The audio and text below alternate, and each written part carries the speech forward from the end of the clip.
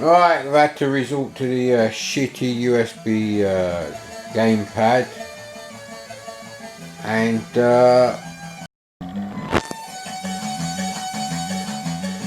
right, bit of a charge,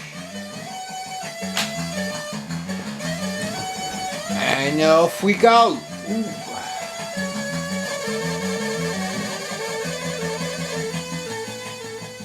Now it's forward to accelerate, and fire button changes gear. So I'm having to play this on Windows device.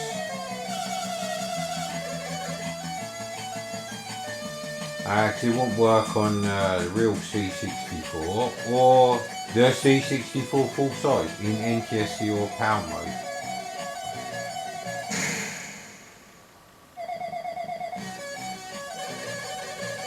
So the clouds are better straight away, and by better I mean not quite as shit. Hang on, what's going on with the Right, hang on a minute, let's do the full screen business.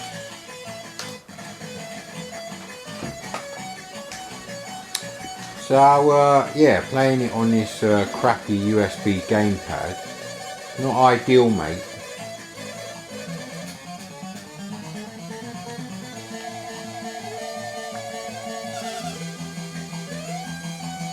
So the stripes on the road are much better as well. Music didn't need changing. The side of the road and you know, the tarmac are still drawn in the same colour, so that's a bit shit. They probably didn't want to spend a lot of time updating it, but Sega obviously wanted some changes, because this was released by apparently Sega, although it's really Mindscape. But I'm guessing Sega had to have some sort of approval. Maybe, which is rare.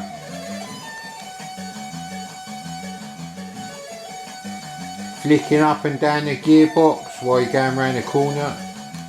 Used to do that on the arcade a lot. Loses you a lot of time, but we have the cheats on. But yeah, so when I was saying I want this changed and that changed, I mean, half of it has actually been done. You know, the terrible roadside graphics for level 1, they haven't been changed. None of the roadside graphics have been changed, but they're not shit on every single level actually.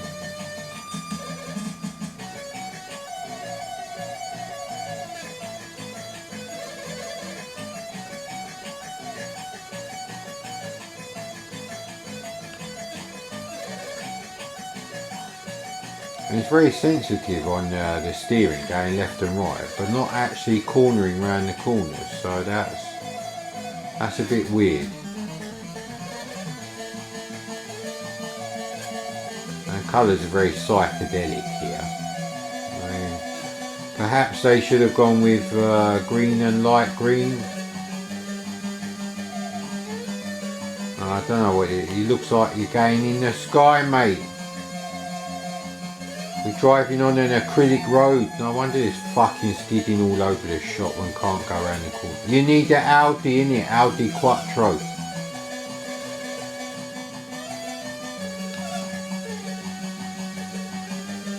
So yeah, I mean, if you're going to update Outrun, you start with this version and you do the other things. So changing the tarmac to a different colour. I can only see two colours being drawn on the floor, but obviously you've got the roadside objects and the cars that use a colour, so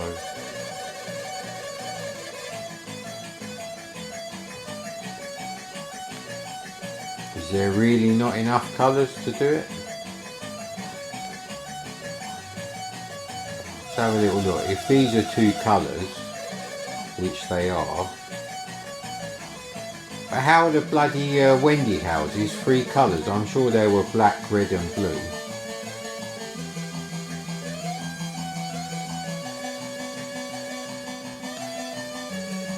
Actually no, that shouldn't matter, because even in character mode you can still have 3 colours.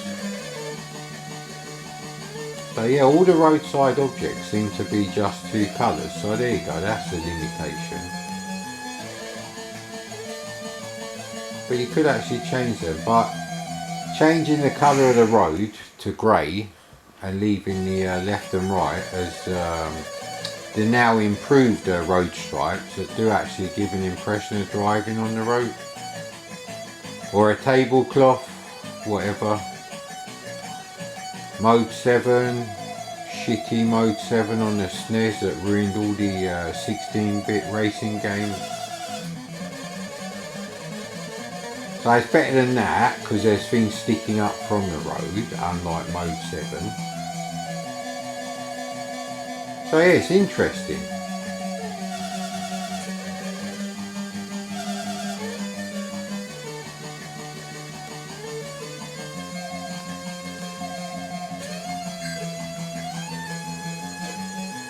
I mean, it's fast, that is the thing.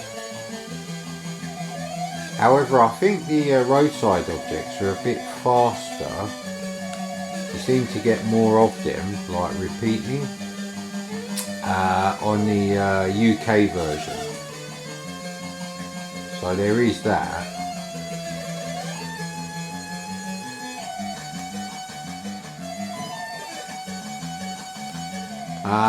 I can't change this to PAL mode without, you know, reloading the whole lot again. So, you know what, if someone just coloured in the road and left everything else and changed the yellow on the Ferrari there back to white, I think that'd be improvement. I mean, it was the 80s, platinum blonde. I mean, yellow blondes are the ones who became blonde from a little bottle of chemicals, sir. You could argue it that way. That's very interesting, that is.